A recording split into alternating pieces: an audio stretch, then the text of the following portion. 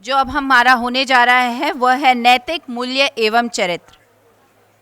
और विशिष्ट वक्ता के रूप में हमारे बीच मौजूद रहेंगे शास्त्री कौशलेंद्र दास जी, सहायक आचार्य, राजस्थान संस्कृत विश्वविद्यालय। करें, मैं सबसे अनुरोध करूंगी खड़े होकर तालियों के द्वारा उनका स्वागत करें।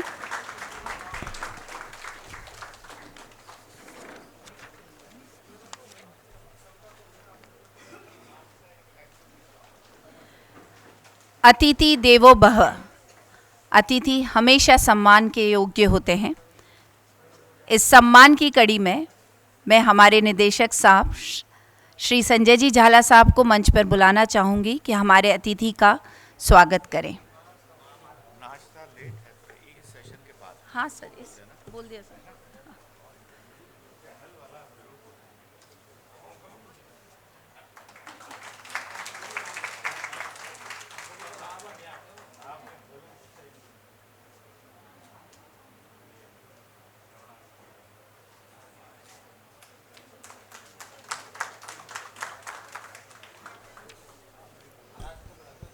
नहीं हम तो श्रोता नहीं।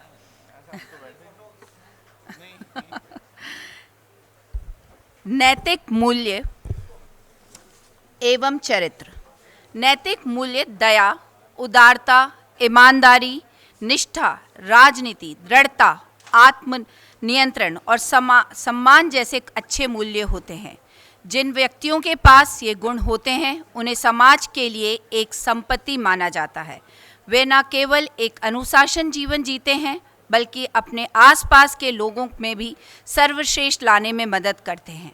काम के प्रति उनका समर्पण, आत्मनियंत्रण की भावना, मदद करने की प्रकृति को सभी ने सराहा है।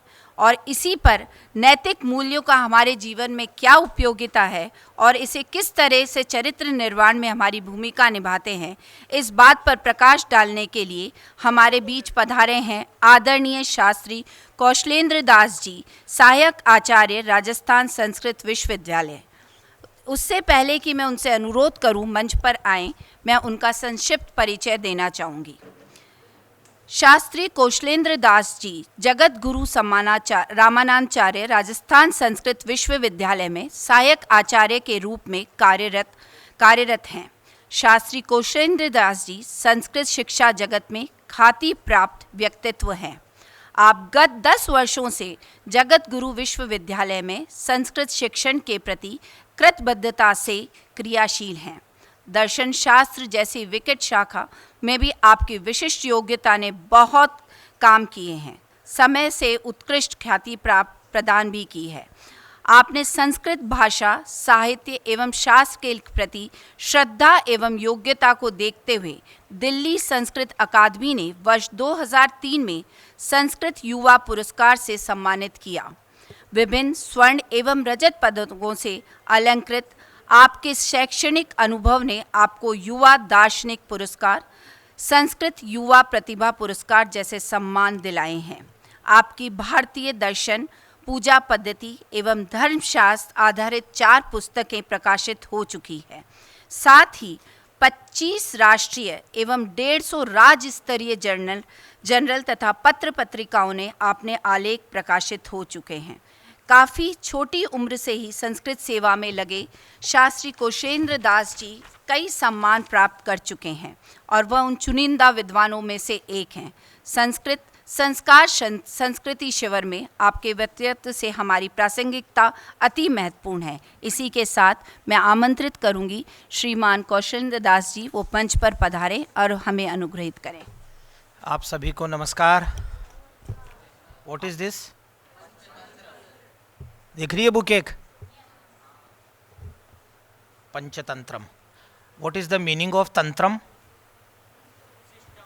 सिस्टम। और कोई? पंच का मतलब तो समझ में आ रहा है। पंच मतलब 5। एक वो पंच भी होता है ना, बच्चे मारते हैं जो। माई सन is in MPS, Jawahar Nagar, Tilak Nagar वाले में। तंत्र, ये देखो इसमें 2 शब्द हैं। बहुत अच्छी बात बताता हूँ, मैं तो टीचर हूँ ना। देखो 2 शब्द हैं। एक शब्द है पंच, पंच मतलब 5, और तंत्रम मतलब, बताओ जो बताएगा उसको नहीं बुक नहीं दूंगा, ये तो बहुत जोरदार है, उसको अलग से अवार्ड दिलवाऊंगा डायरेक्टर साहब झाला जी से। बताओ तंत्र का मतलब क्या होता है, जो बताएगा उसको अवार्ड। स्टोरीज तो फिर ऐसे लिख देते, पंचकथा, तत्व। बैठ जा शक्ति। नो, अब सबका कोई ना कोई सही बोल देगा, इसलिए मैं ही बोल देता हूं, अवार्ड देना पड़ता। नहीं, अब किसी का नहीं, मेरा नंबर है। सुनो, तंत्र बोलते हैं विभाग को, समझ गए? पार्ट्स। एक बुक है, मान लीजिए एक किताब है, ये किताब 5 विभागों में बटी हुई हो तो इसको हम क्या बोलेंगे? पंचतंत्र। तंत्र मतलब विभाग। वो तंत्र नहीं, जादू टोना स्वाहा छू ये वो वाला तंत्र नहीं। ये तो मोटी मोटी बात हुई है। पहले मैं दूसरी बात पे आता हूँ। करुणा संस्थान की मैडम, संस्कृत अकादमी के निदेशक श्री संजय झाला जी, और हमारे बीच बहुत बड़े विद्वान बैठे हैं। दैनिक भास्कर से देखिए सर्वेश भट्ट जी, सब नमस्ते कीजिए सर को। और पालीवाल जी, वो देखिए महाराज जी, जिनका भी हरे कृष्ण हरे कृष्ण। महाराज जी से मैं 2 कारण से प्रेम करता हूँ, एक तो हरे कृष्ण और दूसरा प्रसाद बहुत देते हैं ये। तो ये वाला मामला ठीक है, मिलते ही प्रसाद मिल जाए वो ठीक है ना। अब देखो, मैं कोई वो ऐसा भाषण नहीं देना, अपन तो डायलॉग करेंगे बिल्कुल ऐसे, बच्चों को अच्छा लगना चाहिए, रुचिपूर्ण होना चाहिए, समझ में आनी चाहिए बात, ठीक है। तो ये बताओ बच्चों कि पहला शब्द तो किसी ने सही बताया नहीं। अब ये बताओ, what is the meaning of sanskar, what is the definition of sanskar? होता क्या है संस्कार? अच्छी आदतें। देन गुड हैबिट्स, संस्कार को हम ट्रांसलेट कर देंगे क्या good habits? If somebody says that sanskaras are good habits, is it right or wrong? And is any difference between sanskaras and good habits?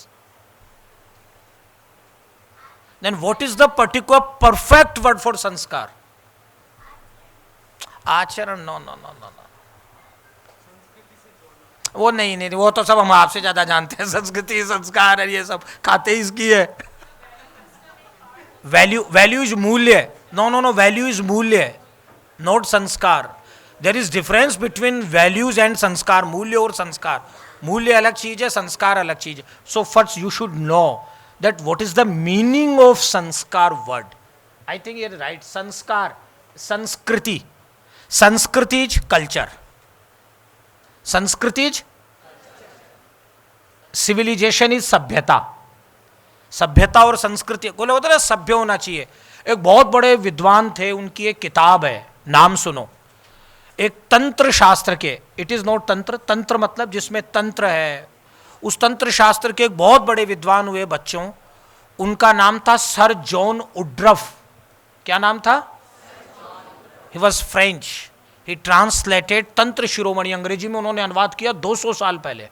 और उन्होंने एक बहुत फेमस पुस्तक लिखी, बहुत फेमस, बहुत प्रसिद्ध पुस्तक है एक। क्या पुस्तक का नाम है? गौर से सुनिए। उनकी पुस्तक का नाम है इज इंडिया सिविलाइज्ड? क्या भारत सभ्य है? वो कहते थे भारत खुद सभ्य है या नहीं है, क्या सभ्यता की बातें करेगा। ये 200 साल पहले किताब आई। Who wrote that book? Sir John Woodroffe, UDRFF, Woodroffe, Woodroffe, ठीक है। अब आप एक चीज पे आइए, देखो 3 शब्द हैं यहां, संस्कार, संस्कृति, शिविर। We have 3 words here on the banner. One is sanskar, second is sanskriti, and third is shivir. When what do you know about these 3 words? What is sanskar? What is sanskriti? And what is shivir? We should know that. हमको ये जानना चाहिए। Why Rajasthan Sanskrit Academy organizing this type programs for the children? बच्चों के लिए हम क्यों ऐसे प्रोग्राम आयोजित कर रहे हैं? संस्कृति, what is culture? What is culture? I have chandan on my forehead. I have chandan on my forehead. Is it culture? I wear dhoti or kurta. Then who is better between dhoti and kurta or pant or shirt? तो culture क्या होगा हम लोगों का? हमको सोचना पड़ेगा ना, कल्चर क्या है, who is right who is wrong, हमको नहीं पता। एक बात। और संस्कृति के पहले एक शब्द लिखा हुआ है संस्कार. Then what is the meaning of sanskar? You take your food in a plate. आप लोग खाते हो, प्लेट में खाते हो ना, प्लेट में, टिफिन में, कोई भी बाउल में हमको चाहिए ना खाने के लिए. और हम जब उसको खा लेते हैं, थाली में खा लिया हमने, प्लेट में खा लिया, बाउल में खा लिया, और हमने फटाफट खा लिया. उसके बाद जो थाली बच गई, हम क्या करते हैं? उसको फेंक देते हैं क्या बाहर थाली को? क्या करते हैं? क्या करते हैं? कौन? तू धोती है? मम्मी धोती है? अच्छा, धोते हो, ठीक है. इसका मतलब देखो, दो बात है. थाली में हम जब तक नहीं खा रहे थे उसके पहले थाली सही थी, सही थी ना, और हमने थाली में खा लिया, और उसके बाद उस थाली को हमने धो दिया. धोने के बाद वापस ठीक हो गई. तो बीच में क्या हुआ थाली में? बताओ क्या हुआ? कैसे खराब हो गई थाली? झूठी हो गई. झूठी हो गई ना.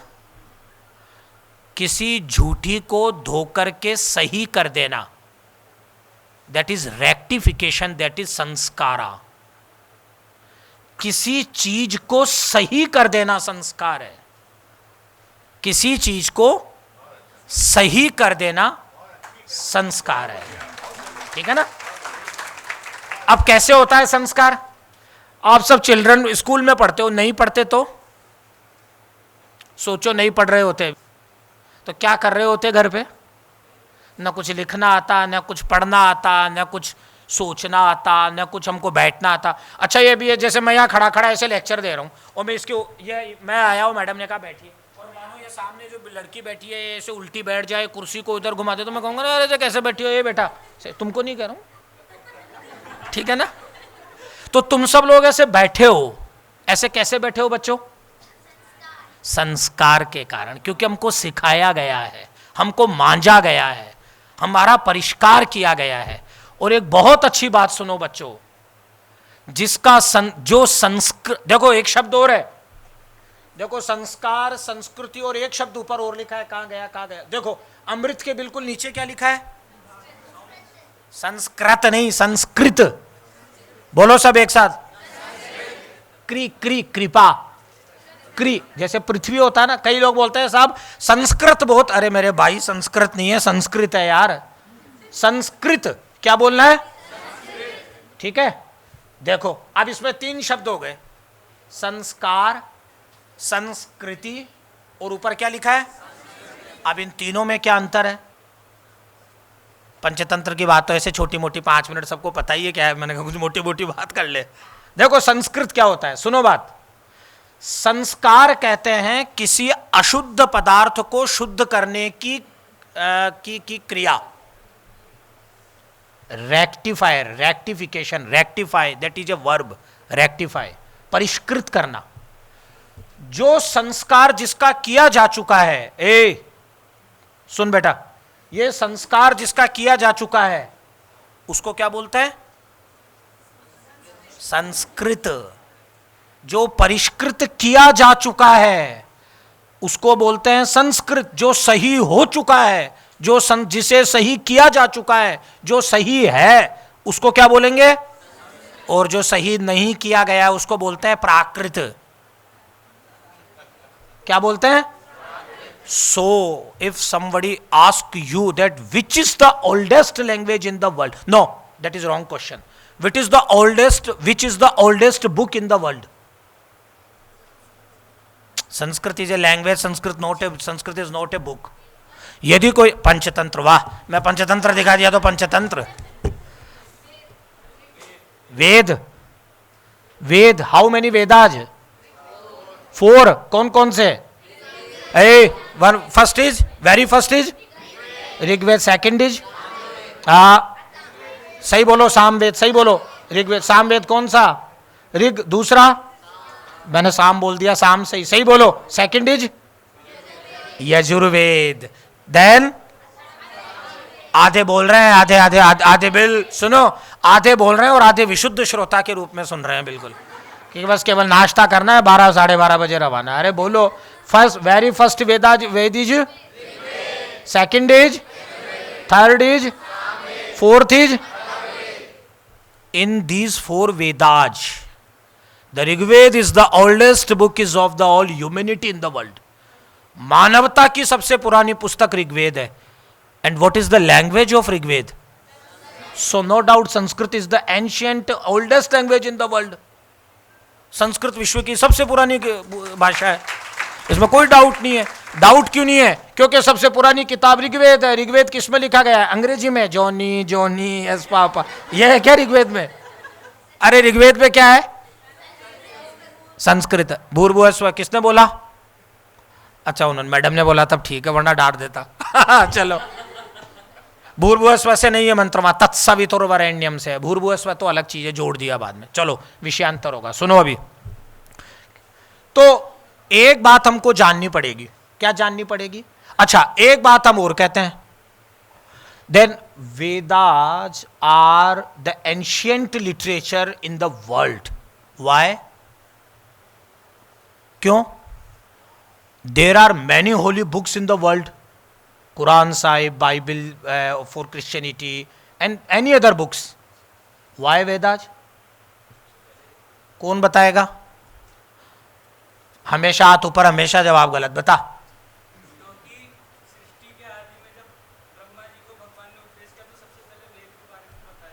क्या बात है. क्या नाम है स्कूल? वाह यार, कौन सी क्लास में हो? वरिष्ठ उपाध्याय में. क्या सब्जेक्ट है? व्याकरणम. आस्ताम. मया पे संस्कृत है वो उत्तम. बहुत सुंदर. नो नो, एक बहुत अच्छी बात सुनो. अपौरुष है. Right right. बट वाई अपौरुष है? What is the? It is from the God. Then who is?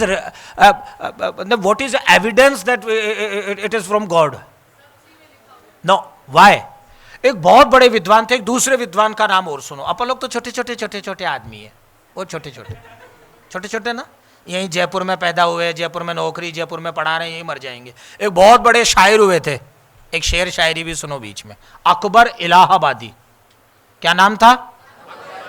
उनको किसी ने पूछा कि आपकी जिंदगी बताओ, आपने क्या किया? उन्होंने कहा भैया 4 काम किया हमने तो.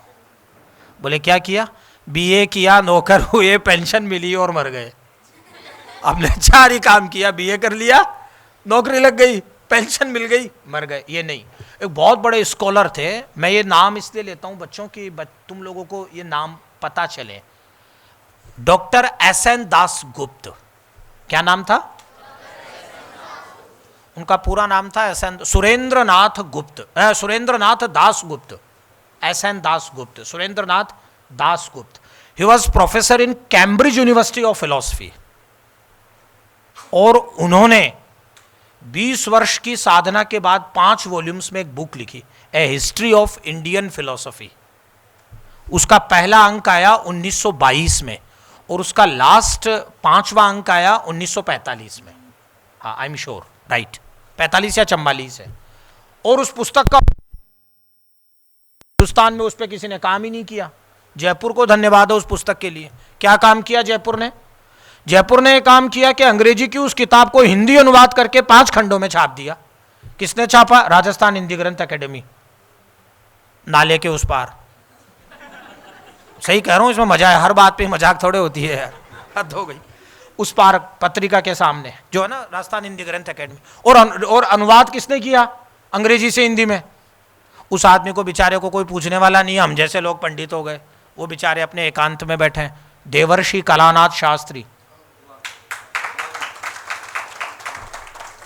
इसको काम बोलते हैं. देखो आप, अंग्रेजी की एक किताब को जिसको लिखा 20 साल में, उस आदमी ने कितना श्रम साध्य होकर के अनुवाद किया. और आपको जान के सर्वेशी भाई साहब आश्चर्य होगा, 550 रुपए में 5 वॉल्यूम उपलब्ध है. कोई पढ़ने वाला नहीं है जयपुर में. एसएन दास गुप्त क्या करम फोड़े बेचारे, क्या करे. अब चलिए उन्होंने क्या लिखा. अपौरुषेय पे बोल रहा हूं मैडम, फॉर यू. उन्होंने लिखा कि वेदों को अपौरुषेय क्यों कहा जाता है. Why these Vedas are called by particular shabd apaurusheya? Because we don't know about origin of the Vedas. हम जानते नहीं है इनका ओरिजिन क्या है. And we don't know origin and development of the Vedas.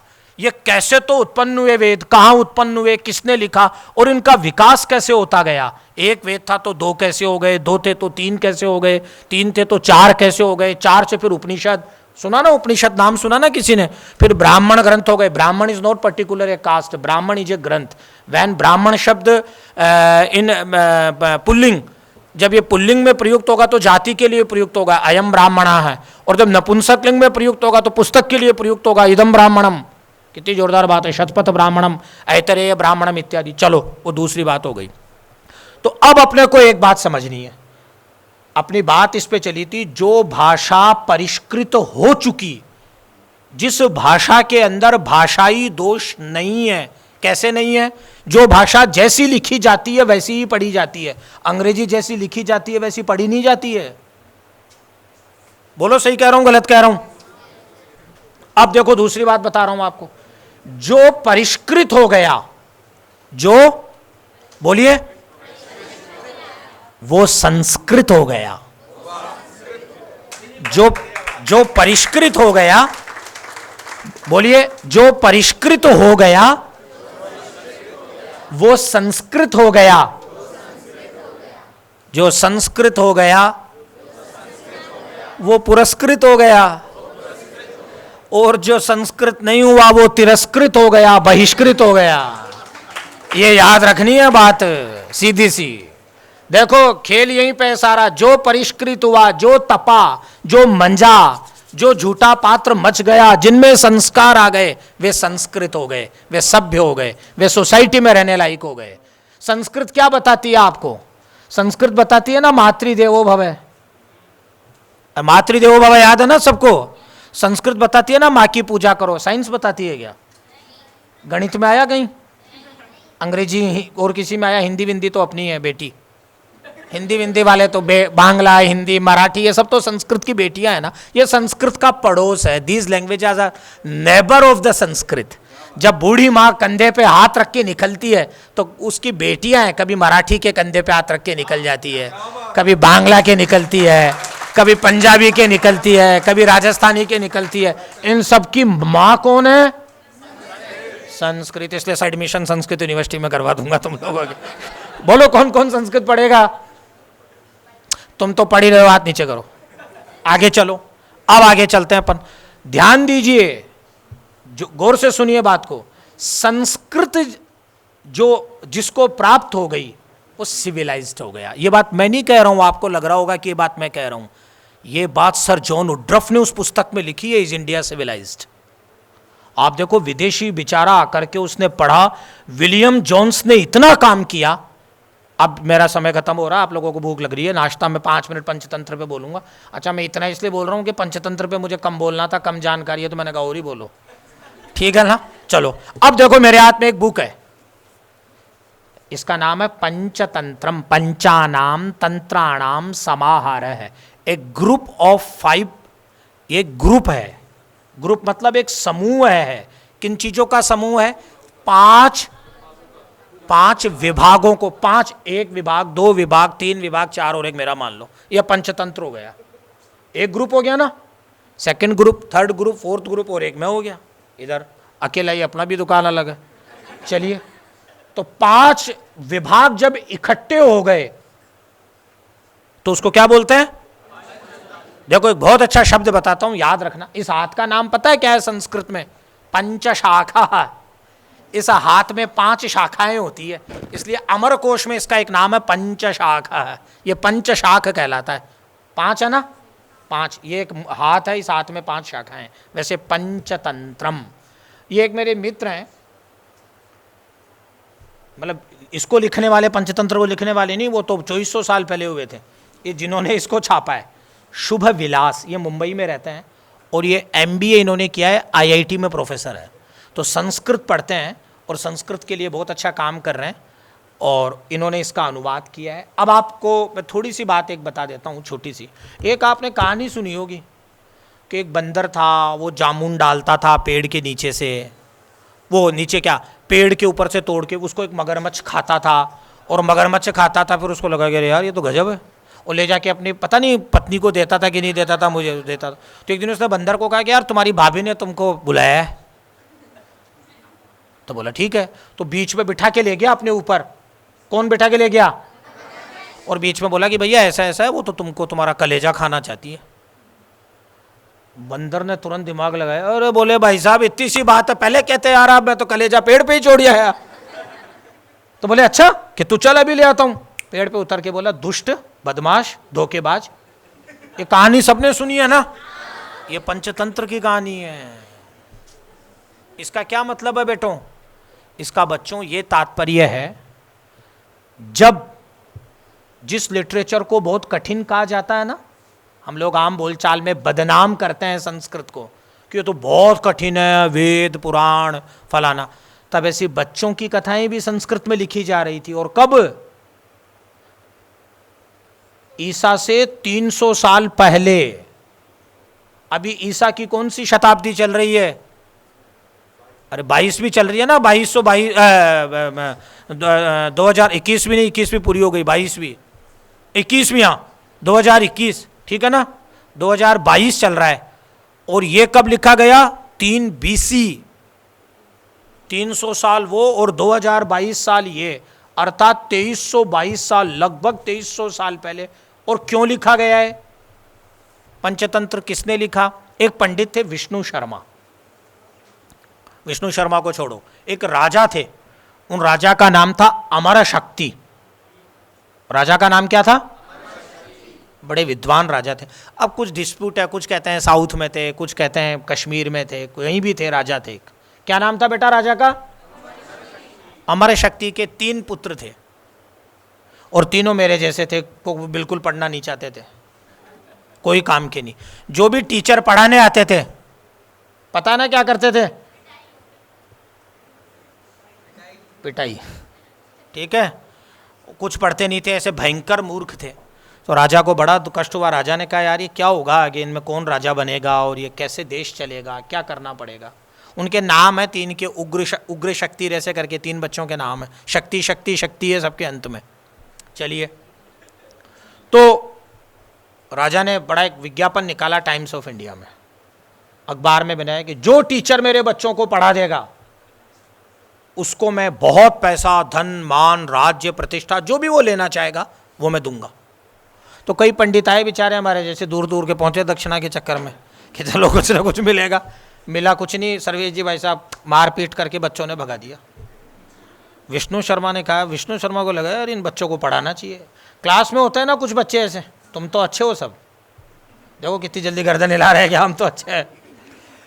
तो एक पंडित आए साहब, उन पंडित का नाम था विष्णु शर्मा। क्या नाम था? विष्णु किसको कहते हैं? वो तो that is, Vishnu is one type, one of the भगवान। भगवान तो शिव भी है, ब्रह्मा भी है। What is the meaning of Vishnu? वो तो उनका वर्क है, काम है। कोई बता सकता है विष्णु का पर्टिकुलर अर्थ क्या है? शांति,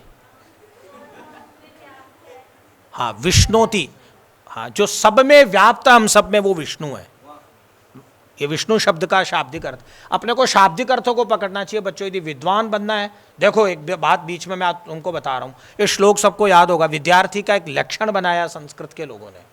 विद्यार्थी किसको कहते हैं? एक बहुत प्रसिद्ध श्लोक, सबको आता होगा, फिर भी मैं बोल देता हूँ। यहाँ यदि आके कोई, अब ये कोई कोआ आ जाए अंदर, तो ऐसे बैठा रहेगा क्या कोआ? क्या करता रहेगा वो? ऐसे देखता रहता है चारों तरफ।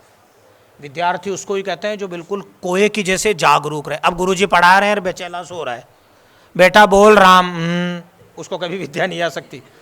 काक चेष्टा, चेष्टा कहते हैं क्रिया, क्रिया से युक्त होना चाहिए, ठीक है ना। तो पहला चीज क्या है, क्या होनी चाहिए?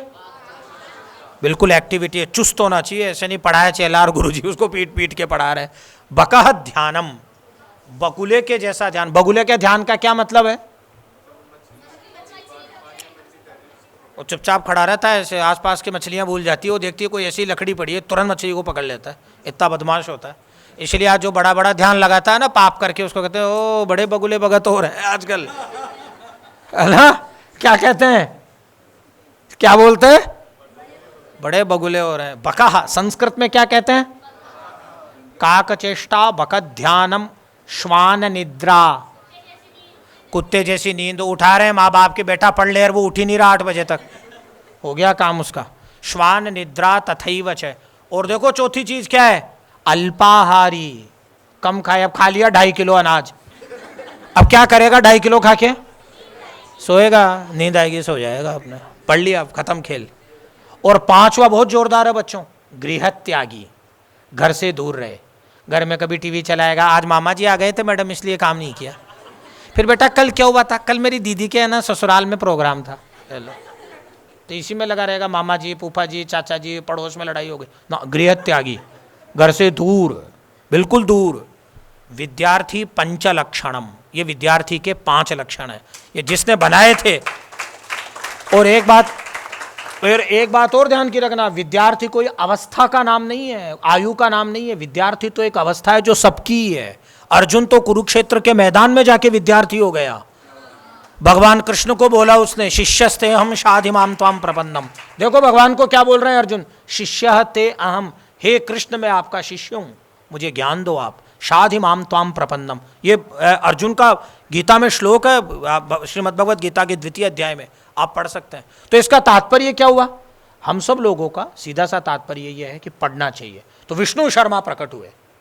विष्णु शर्मा ने कहा कि ठीक है, इन दुष्टों को इधर लाओ, मूर्खों को पकड़ के, और ले गए राजा से दूर। पहले गृह त्याग करवाया उनका, और राजा के राजमहल में रहता था ना, हम तो राजकुमार है, दूर ले गए 100 किलोमीटर। बोले 2-4 सैनिकों को कि लाओ लठ, लठ समझ गए ना, लाठी, धड़ाम तक कूद करके, और उनको 3-4 दिन तक भूखा रखा। सब ज्ञान, पूरा ज्ञान विवेक सब उतर गया, सब बोले कुछ भोजन चाहिए? हाँ गुरुजी भोजन चाहिए। बोले कथा सुनो, कथा सुनो। तो फिर कथा सुनाना, एक छोटी सी कथा सुना देता हूँ। 5 भेद है। मित्र लाभ है, दोस्त से कैसे लाभ होता है, इस प्रकार के। देखो इसमें 5 यहाँ लिखे हुए हैं। मित्र भेद, पहले विभाग का नाम क्या है? मित्र भी अलग अलग प्रकार के होते हैं, खतरनाक होते हैं मित्र। एक मित्र भेद है, ठीक है। अहबाब के होठों की ऐसी याद रहेगी, ये दिन तो बदल जाएंगे दोस्त, लेकिन अहबाब के होठों की ऐसी याद रहेगी, ठीक है ना। मित्र भेद है। दूसरा है मित्र लाभ, दूसरे विभाग का नाम क्या है? और तीसरा है काक उलूक। काक कहते हैं कोई को, और उलूक कहते हैं, जानते ही हो, बताने की जरूरत ही नहीं है, सुबह से शाम तक गाली खाते हैं अपन उल्लू को, ठीक है। उसके बाद में लब्ध प्रणाशनम। प्रणाशनम का तात्पर्य होता है जो प्राप्त हो गए, जो प्राप्त था वो खो गया, उसको पुनः प्राप्त कैसे करना है, लब्ध प्रणाशनम। और फिर उसके बाद में एक है अपरीक्षित कारकम, ठीक है। अब एक छोटी सी कथा सुन के मेरी बात को खत्म करूंगा। क्या कथा है? एक श्रृगाल था। श्रृगाल मतलब नॉट जैकल, सियार। जैकल तो गीदड़ हुआ है ना, सियार को क्या बोलेंगे? अरे इंग्लिश में मुझे भी नहीं आ रहा, इसलिए पूछ रहा हूं, अब तो मेरी भी प्रतिष्ठा संकट में पड़ गई। वुल्फ नहीं, वुल्फ तो भेड़िया है, जैकॉल बोलेंगे। हाँ madam is right, thank you. मेरे को जो मिलेगा थोड़ा सा आपको भी दूंगा। चलिए अब आगे क्या हुआ? एक था साहब सियार, संस्कृत में इसके बड़े नाम है, श्रृगाल है, वंचक, क्रोष्टु, फेरु फेरु व जम्बुका, अमरकोश। ये देखो हम लोगों को सर्वेश जी भाई सब छोटे छोटे को पिताजी पीट पीट के रटा देते थे, तो अमरकोश याद करने का इतना फायदा है तुरंत, इतने पर्यायवाची हैं। श्रृगाल, वंचक, क्रोष्टु, फेरु फेरव, जम्बुका, ये 5 नाम है। जम्बुक था एक, अब बेचारा बड़ा दुखी था, कहीं कुछ खाने पीने को नहीं मिल रहा था, तो उसकी किस्मत थोड़ी ठीक थी। थोड़ा सा आगे कहीं जंगल में घूमते घूमते चला तो एक हाथी मरा हुआ पड़ा था, मारा नहीं था किसी ने, खुद ही मर गया। अब उसने कहा चलो हे भगवान, प्रणाम किया कि कुछ, लेकिन बेचारा खाने लगा जब हाथी को, तो उसके दांत में इतना दम नहीं था कि हाथी की चमड़ी को काट सके। तो उसने कहा ये लो, ये तो मिला नहीं मिला बराबर हो गया, मिला भी नहीं मिले जैसे ही हो गया। तो उसने विचार किया, तो बहुत बुरा हुआ। तो उसने विचार सोचा कुछ ना कुछ करना चाहिए, बड़ा दुष्ट होता है सियार, चालाक होता है। लिखा चतुष्पदेशु मार्जार, 4 पाँव वालों में सबसे बदमाश होता है ये सियार, सबसे होशियार होता है। तो उसने सोचा क्या करें। उतनी ही देर में जंगल का राजा शेर आया। उसने सोचा इससे अपने लड़ने की हिम्मत नहीं है, जंगल के राजा शेर से। अब देखो बच्चों, गौर से सुनना, दिमाग कैसे विष्णु शर्मा समझा रहे हैं, कैसे उसने दिमाग से काम लिया। तुम लोगों ने सुना होगा अपने यहाँ 4 नीति होती है, साम, दोबारा बोलो। तो मेरे प्यारे बच्चों, आज से दाम नहीं बोलोगे, दान बोलोगे। ये दाम अखबार वालों को प्रणाम है, इन्होंने बोल बोल करके दाम कर दिया, छाप छाप करके। ये दाम नहीं होता, ये दान होता है। साम, दान, दंड और भेद। अब साम का मतलब क्या होता है जी? प्यार से। प्यार से नहीं नहीं नहीं नहीं नहीं, नहीं। आपको काम करवाना है प्रिंसिपल से। आप तो छोटे से बच्चे हो, काम कैसे करवाओगे प्रिंसिपल से? प्रिंसिपल रिक्वेस्ट, दैट इज साम। सर नमस्ते, सर बहुत अच्छे लग रहे हैं सर आज। तब तक सर देखिए, अरे यार ये तो लड़का बहुत अच्छा है, कि सर वो कल 2 बजे जाना है, थोड़ी हाफ ले, तुरंत छुट्टी सैंक्शन। हम लोगों से भी तो करते हैं। साम, साम मतलब अपने से बड़े जो आपका काका जी है, उससे कैसे काम करवाओगे? साम, हाथ जोड़ करके। सीआर ने विचार किया कि यार ये तो बहुत बड़ा आदमी है, इससे अपन नहीं लड़ सकते, तो मार देगा अभी 2 मिनट में। तो जैसे ही उसने दूर से आते हुए शेर को देखा और यहाँ उछल उछल करके बोलने लगा, जंगल के राजा महाराज की जय हो, जंगल के राजा महाराज की जय हो। शेर ने देखा कि यार ये कौन है, तो कहे अब कौन है? क्या महाराज प्रणाम, हे राजाधिराज, हे चक्रवर्ती सम्राट, आपकी जय हो। उसने कहा कल्याण हो। कि महाराज ये आपके लिए रखा हुआ है, मैं इसकी सुरक्षा कर रहा हूँ, दूसरे को नहीं आने दिया महाराज आपका। बिल्कुल इतना प्रसन्न हुआ शेर। शेर ने कहा क्या बात है, इसको कहते हैं समर्पण, इसको कहते हैं बिल्कुल रिलायबल, इज रिलायबल पर्सन, कितना विश्वसनीय है। उसके माथे पे हाथ घुमाया, पंजा अपना, बोले देखो बेटा, मैं तुम्हारी भक्ति से बहुत प्रसन्न हूँ, लेकिन मैं ऐसे नहीं खाता, मैं मार के खाता हूँ, इसको तू ही खा ले। शेर चलता बड़ा आगे। उसने कहा चलो कोई बात नहीं, जैसे तैसे प्राण तो बचे, वरना ये जी ये करते क्या। देखो उसने शेर को प्रसन्न करके और बोले कोई दिक्कत हो तो आ जाना मेरे पास, मेरा ही शासन है, घबराना मत, मेरे नाम से मौज कर। इसको कहते हैं साम विद्या। इसको क्या कहते हैं? अब थोड़ी देर बाद एक टाइगर आया। उसने कहा यार ये नहीं फफूंद हुए, कहीं नहीं हो रहे दूसरी बीमारी। लेकिन उसने विचार किया। क्या विचार किया? कि ये लोयन जितना बड़ा नहीं है, ये एक ही चीज से घबराता है, शेर से। तो उसने भेद नीति का उपयोग किया। आपसे तो जो ऊपर हो, लेकिन उसके भी काका जी कोई हो तो उसको उसके काका जी के नाम से डरा दो, ये भेद नीति है। भाई साहब और तो ठीक है, पंजी साहब वो अग्रवाल, सुधीर अग्रवाल जी का फोन बहुत आता रहता है, तब तक दूसरे के ऊपर नीचे हो जाए। तो क्या किया? जैसे ही आया शेर, नहीं मुझे पता है, मेरा तो वैसे हो गया। गेट DL 1338 गेट पर लगी हुई गाड़ी है, किसकी है साहब?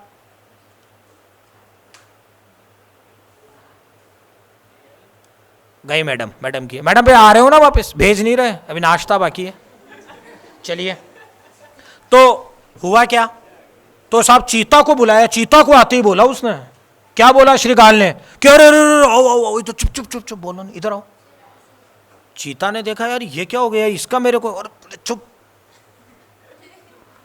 वो भी देखा यार यार क्या कर रहा है। बोले भाई साहब मैं तो आपका ही आदमी हूं, लेकिन ये शेर खाएगा इसको, और वो गंगा में नहाने गया है, इसलिए आप एक काम करो, मैं उस ऊपर बैठा हूं, आप इसको खा लो थोड़ा बहुत, उधर से आएगा, मैं ऐसे करने लगूंगा, भाग जाना तुरंत, वरना शेर मार देगा। उसने कहा यार तू मेरा गजब का दोस्त है। उसने बेचारे ने चमड़ा उमड़ा काटा और थोड़ा ही फाड़ा उसको। तब तक उसने देखा कि कट गया क्या। हाथी बोले ऊ, चीता रवाना। देखो चीते से उसने भेद नीति से काम करवा लिया, शेर का डर दिखा के। इसको कहते हैं भेद नीति, ये होती है भेद। समझ में आ रहा है बच्चों कुछ? अब तीसरी क्या होती है? दान। कोई चौथा, एक तीसरा एक और आया, भेड़िया फेड़िया, जो उससे थोड़ा ऊपर था। उसने कहा यार ठीक है, थोड़ा बहुत तू भी खा ले यार, जैसे सरकार में चलता है, तू भी खा यार, मुझे भी ले, मौज कर, खाए को। दान तू भी ले। और जब खा पी करके मोटा हो गया, बिल्कुल मजबूत, फिर एक कोई से भूखा सियार आया, उसके 2 थप्पड़ मारी खींच करके के साले, मेरा है ये, कहाँ आया बीच के अंदर, भाग यहाँ से, मैं खाऊंगा इसको। इसको बोलते हैं दंड। इसको क्या बोलते हैं? ये 4 नीतियां हैं मेरे प्रिय बच्चों। वाल्मीकि रामायण, का एक श्लोक बोल करके मेरी बात को मैं संपन्न करता हूँ। हनुमान जी महाराज जब लंका में पहुंचे तो हनुमान जी ने विचार किया कि अब सीता जी से तो मैं मिल लिया, अब मुझे क्या करना चाहिए। तो हनुमान जी ने कहा भूख हो कुछ नहीं लगी, वो तो ऐसे पीटने के लिए भूख लगी उनको। चलो उन्होंने क्या बोला देखो, यहीं से सुनो इस बात को। वो कह रहे हैं कि इन राक्षसों के लिए साम विद्या उपयुक्त नहीं है। हनुमान जी कह रहे हैं इन राक्षसों के लिए ये नमस्कार करने से थोड़े मानेंगे कि रावण महाराज आपकी जय हो, आप सीता जी को दे दो, तो मारता बिल्कुल। फिर न भेद साध्या बल दर्पिता जना, इनको किसी भेद नीति से भी नहीं मारा जा सकता। ये रावण किसी से डरता ही नहीं है। इससे इसका काका जी कौन है, किसी का सबसे बड़ा खलनायक कौन रावण के जमाने का, रावण। तो रावण से ऊपर किसका नाम लें। तो उन्होंने कहा भेद नीति भी काम में नहीं आएगी। तो फिर न दानम अर्थोपचितेषु युज्यते, इनको दान भी नहीं दे सकते, सोने की लंका में रहते हैं, तू क्या देगा इनको। तो हनुमान जी ने एक ही विचार किया, पराक्रमस्त्वेषम अमेय रोचते, अब मैं दंड नीति से काम लूंगा इन दुष्टों के लिए, तब मैं इनको मारूंगा। तो ये सब ज्ञान की बातें हैं और आप सब बच्चों का मंगल हो। संस्कृत पढ़ो, आगे बढ़ो। लाल बहादुर शास्त्री जी ने एक नारा दिया था, संस्कृतम पठ आधुनिको भव, learn Sanskrit be modern. Sanskrit पढ़ो, आधुनिक बनो। अब पीछे पीछे मेरे साथ 4 लाइन बोलेंगे। सर्वे भवन्तु सुखिनः,